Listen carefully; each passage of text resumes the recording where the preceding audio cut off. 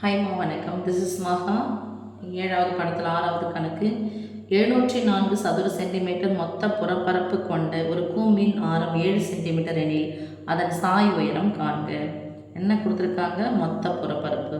எதனுடைய மொத்த புறப்பரப்பு? கூம்பினுடைய மொத்த புறப்பரப்பு. அப்போ கூம்பின் மொத்த பரப்பரப்பு கொடுத்துட்டாங்க அப்படின்னு சொன்னாவே, இல்லை கூம்பின் மொத்த புறப்பரப்பு கேட்டாங்கன்னா நமக்கு முதல்ல ஃபார்முலா தெரியணும்.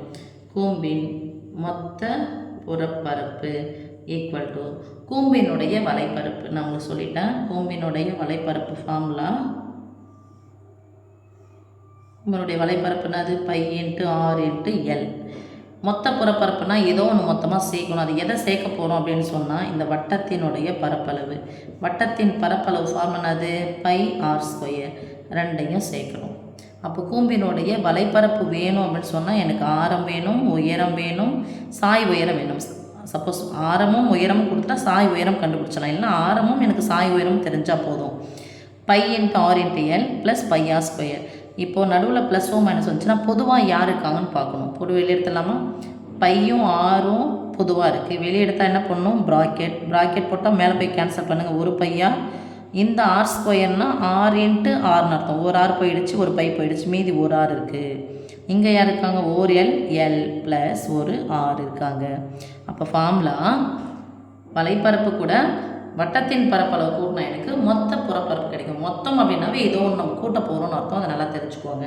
அப்போது கூம்பின் மொத்த புறப்பரப்பு formula π × r of l + r சதுர அலகு. இப்போ என்ன கொடுத்துருக்காங்கன்னு சப்ஸ்டியூட் பண்ணிக்கலாம்.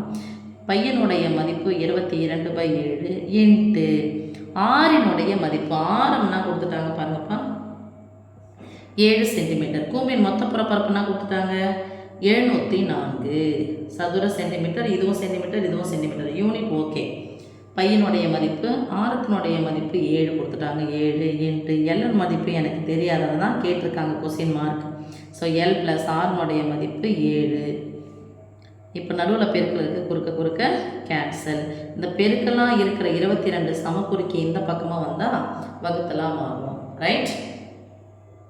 அப்போ 702 அளவு 704 22 வகுக்கணும். 70 ரூபாயில் எத்தனை 22 ரூபாய் இருக்கும்? 3 முறை இருக்கும். 3 2 6 3 2 6 கழிச்சா 4, இங்கேயும் 4 2 முறை வந்திருக்கு. 2 22 சேர்த்தா தான் எனக்கு 44.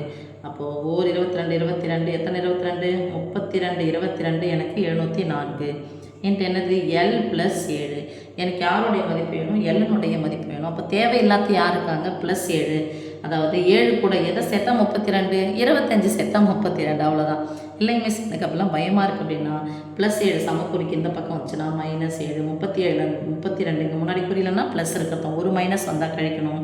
32லேருந்து 7 நீங்கன்னா 25. அலகு எழுதிக்கோங்க. Centimetre equal to L. L என்பது யார் சாமி? சாய் உயரம். நீங்கள் எல் ஈக்குவல்ட்டுன்னு சொல்லிட்டு 25 இப்படி எழுதினாலும் ஓகே. எது ஈக்குவல்னா left side equal right side, right side equal left சைடுனா நமக்கு ஒன்று தானே. ஓகேம்மா? அப்போ சாய் உயரத்தின் மதிப்பானது எல் = 25 சென்டிமீட்டர். 2 mark question.